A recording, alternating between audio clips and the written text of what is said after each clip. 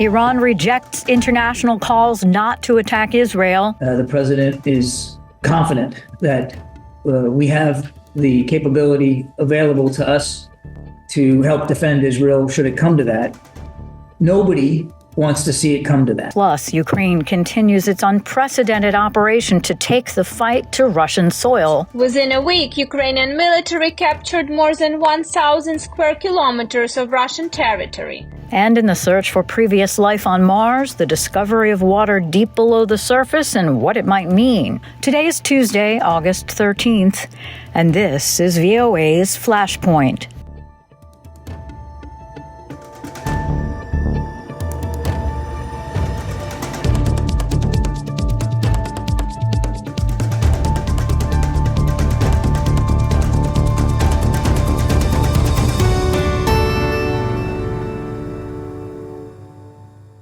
Good evening, I'm Lori London.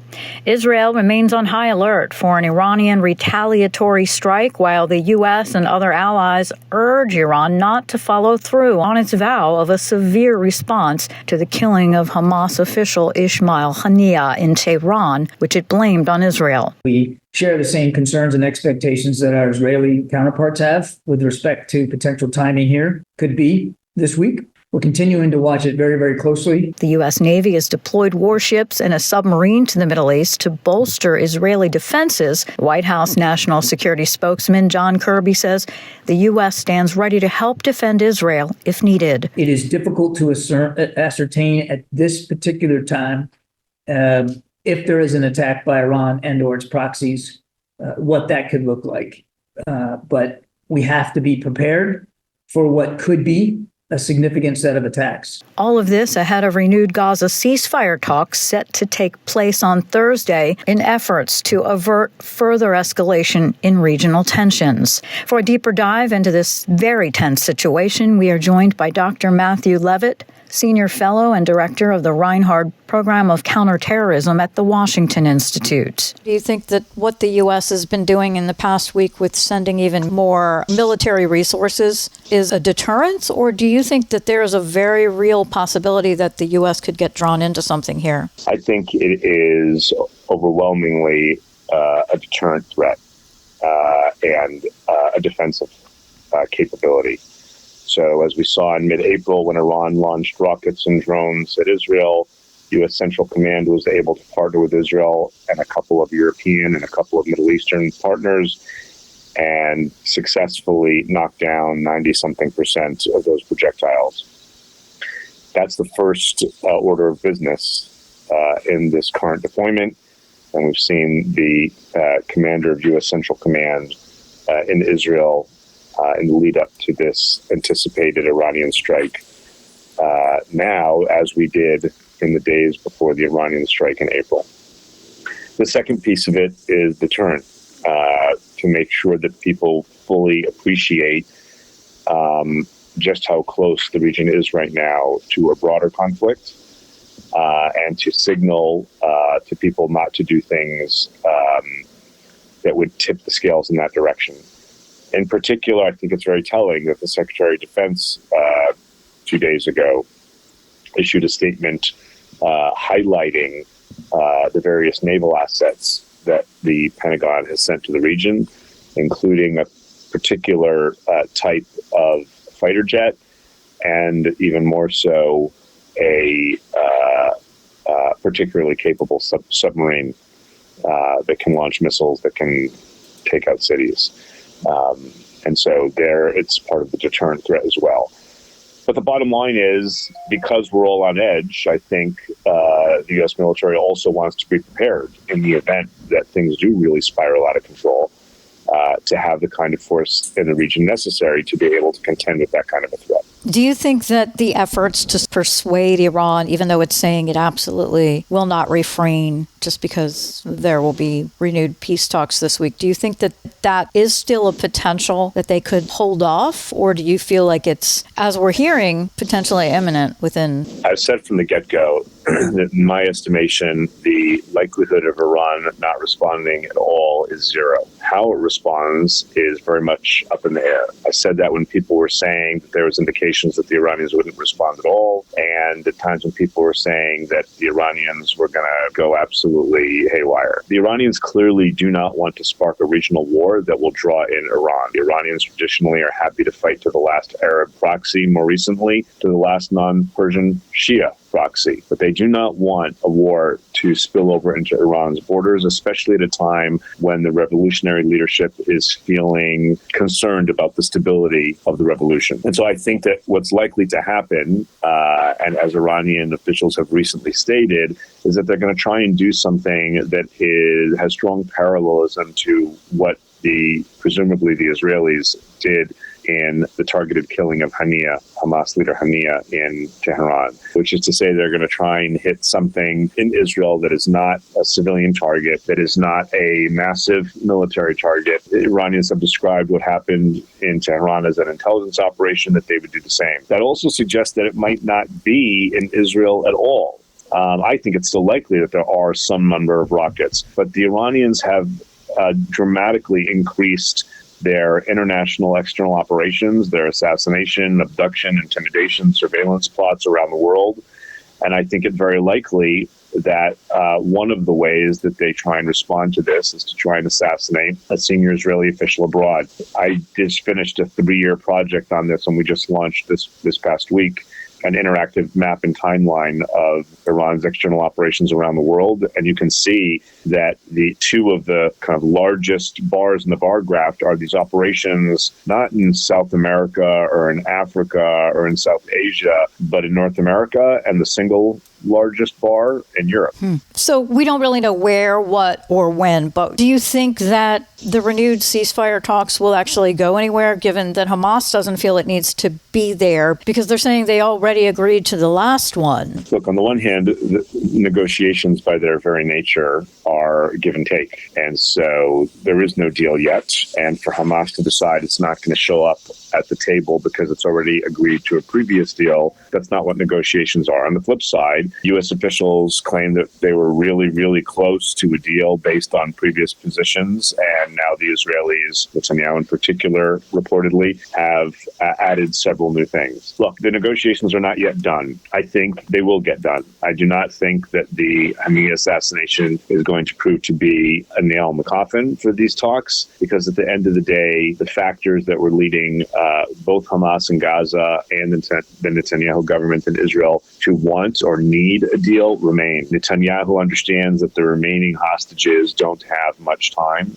He also understands and heard very clearly when Hezbollah leader Hassan Nasrallah in Lebanon made very clear that he would not stop firing at Israel until there was a deal, and that the only person who's negotiating that deal is Yahya Sinwar, Hamas leader in Gaza. From Sinwar's perspective, there are two factors that are driving him hard to need a deal. One is the Israelis actually have had very significant recent success in taking out key operational leaders, not just the top people, including Mohammed Deif and Marwan Issa, but the heads of brigades and battalions in the Gaza Strip. And my understanding is that the remaining commanders are pushing Sinwar for a deal, even if that deal never gets past the first phase and only gives them 40-something days of respite in return for releasing some hostages and getting some prisoners released in return. The other factor is that the Israelis, a couple months ago now, took control of the Philadelphia corridor, the border between Gaza and Egypt, and shut down the remaining tunnels, which we'd all been told were non-existent,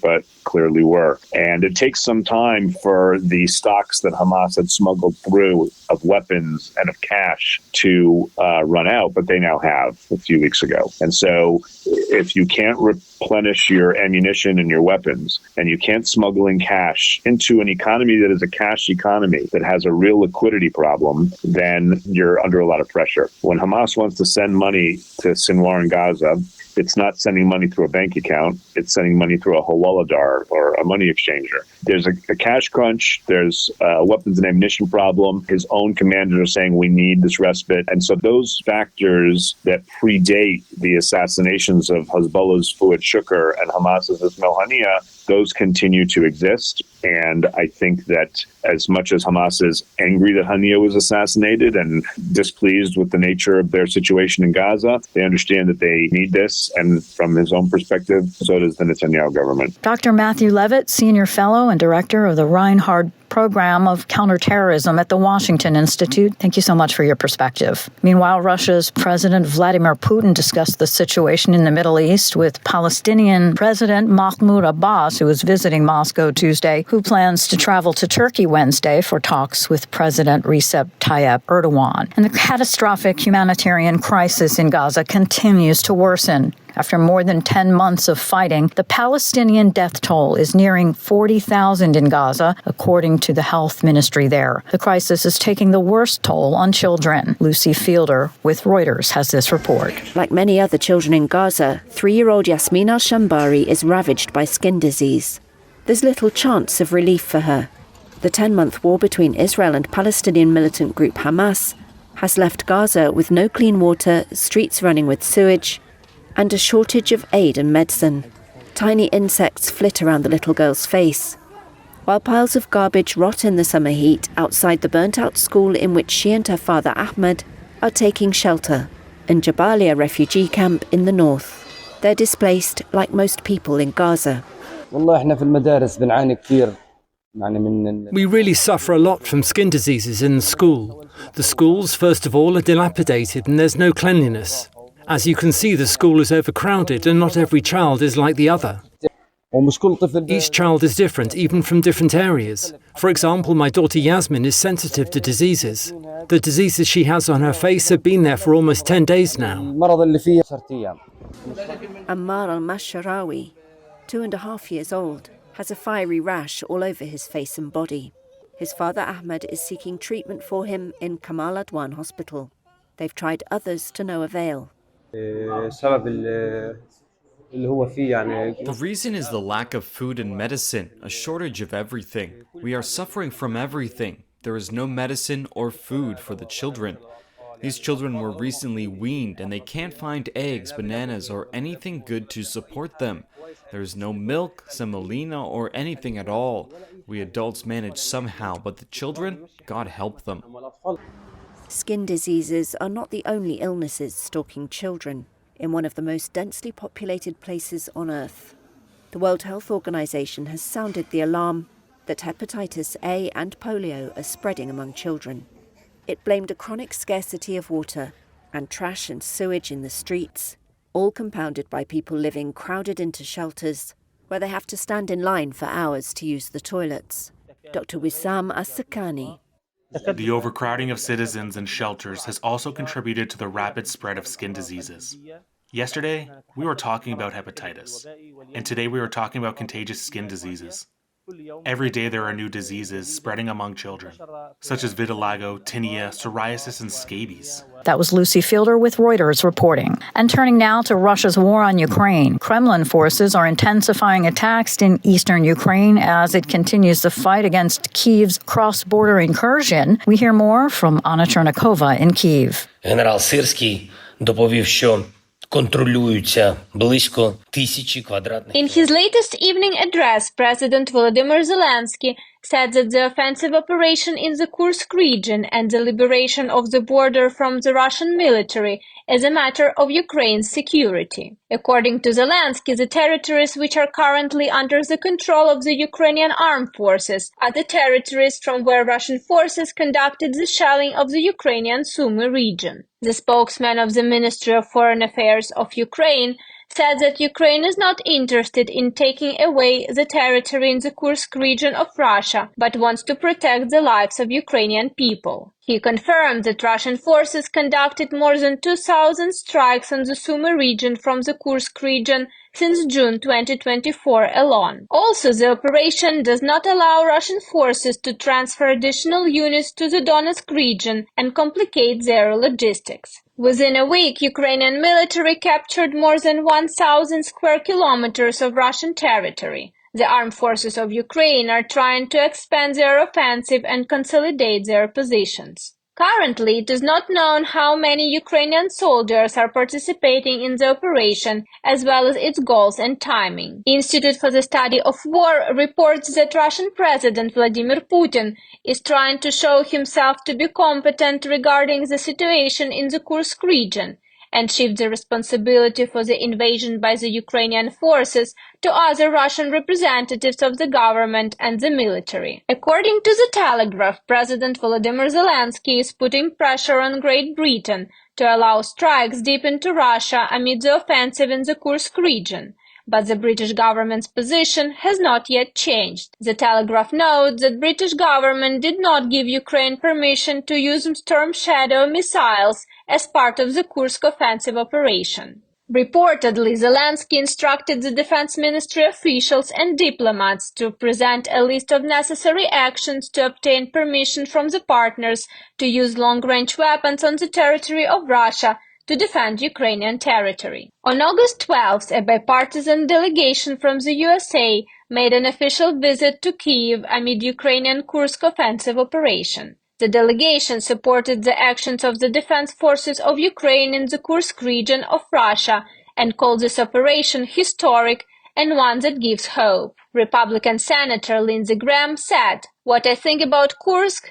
Bold, brilliant, beautiful. Keep it up." Meanwhile, the Ukrainian military reports that the situation around Donetsk in the Donetsk region remains difficult. Russian forces continue their assaults and battles are taking place on the outskirts of the city. According to the Ukrainian military, the number of Russian soldiers who surrendered has increased over the past week. The military says that the Ukrainian operation in the Kursk region has not yet been reflected in the hostilities in the Donetsk direction. Instead, the Russian army increased the density of strikes with guided aerial bombs. Anna Chernikova, VOA News, Kyiv. You're listening to Flashpoint from the Voice of America. I'm Lori London in Washington. The northeastern African nation of Sudan plunged into chaos in April of last year when tensions between the military and a notorious paramilitary group spread across the country, has led to the deaths of thousands of people and pushed many into starvation.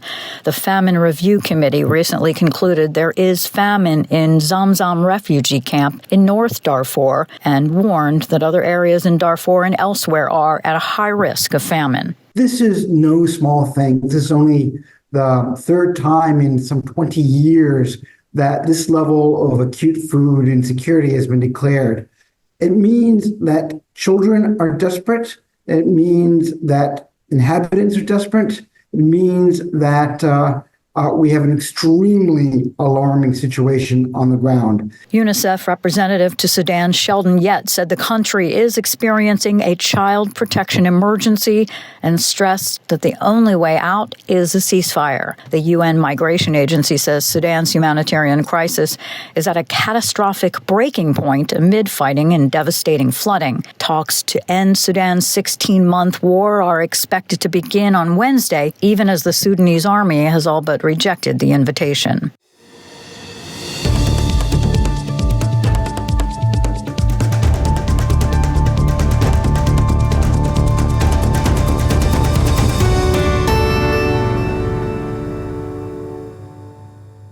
One year ago this month, a massive mob attacked Christians in the Pakistani city of Jaranwala. Crowds of angry Muslims, enraged by reports of alleged blasphemy, burned several churches and homes. VOA Pakistan Bureau Chief Sarah Zaman visits the city as it approaches the anniversary of the violence that shocked the nation. The bright interior of St. John Catholic Church in Jarawala's Christian Town neighborhood hides signs of a horrifying mob attack. On August 16 last year, Muslim mobs, enraged by reports that local Christians had allegedly desecrated a Quran, went on a rampage. They destroyed about 24 churches and looted and damaged several Christian homes across this densely populated city in Pakistan's Punjab province. St. Paul priest Yaqub Yusuf says the desecration and destruction of the church was a huge tragedy, but the Christian community repaired it in a year. The government provided ceiling and wall panels and fans, etc. to restore the church, but Christians are doing the actual building work now.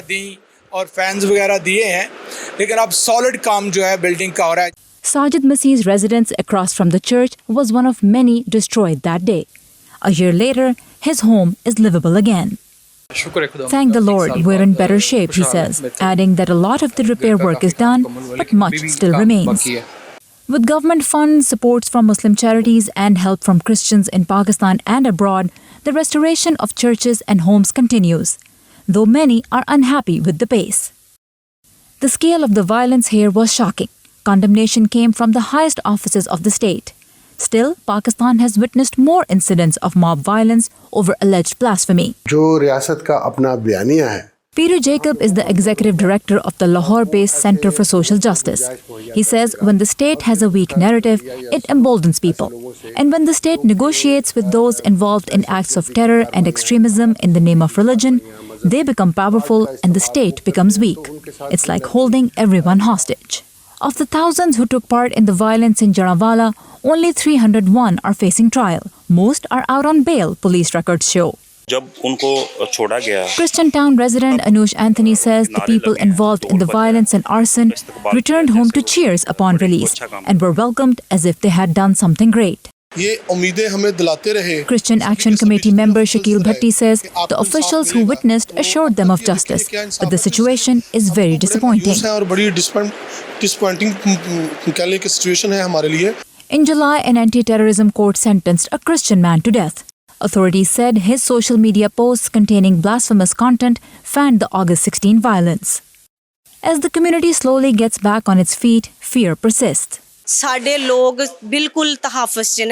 Resident Shahnaz Masih says she does not feel safe. There is no mental peace. Even if something happens somewhere else, they get scared, lock their doors, lose sleep.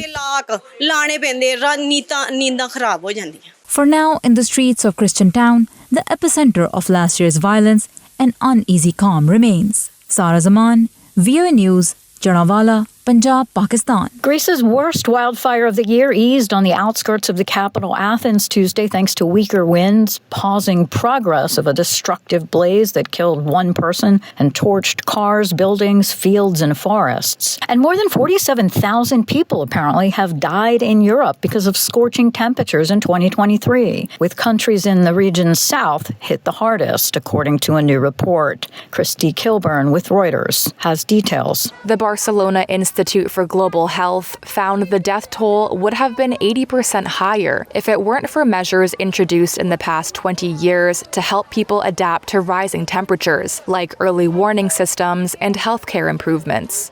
An estimated 60,000 people died from heat in the previous year.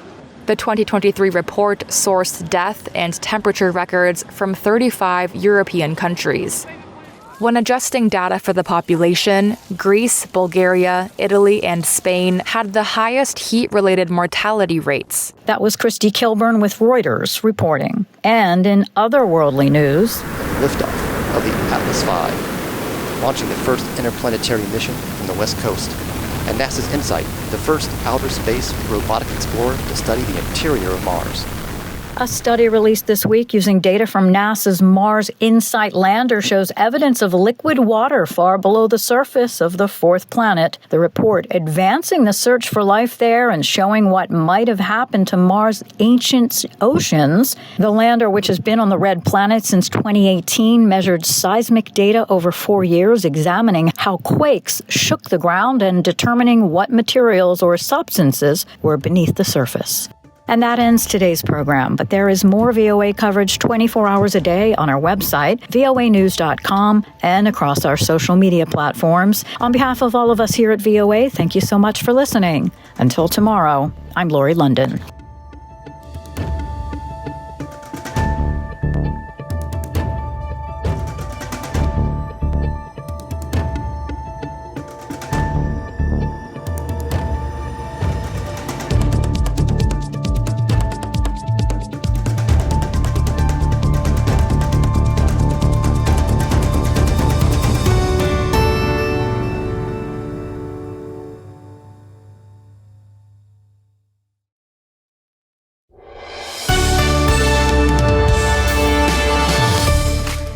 For deeper dives and expert analysis, listen to VOA Podcasts. Issues in the News explores the biggest stories every weekend, while International Edition keeps you informed every weekday. Plus, with a 5-minute newscast at the top of every hour, you're always up to date.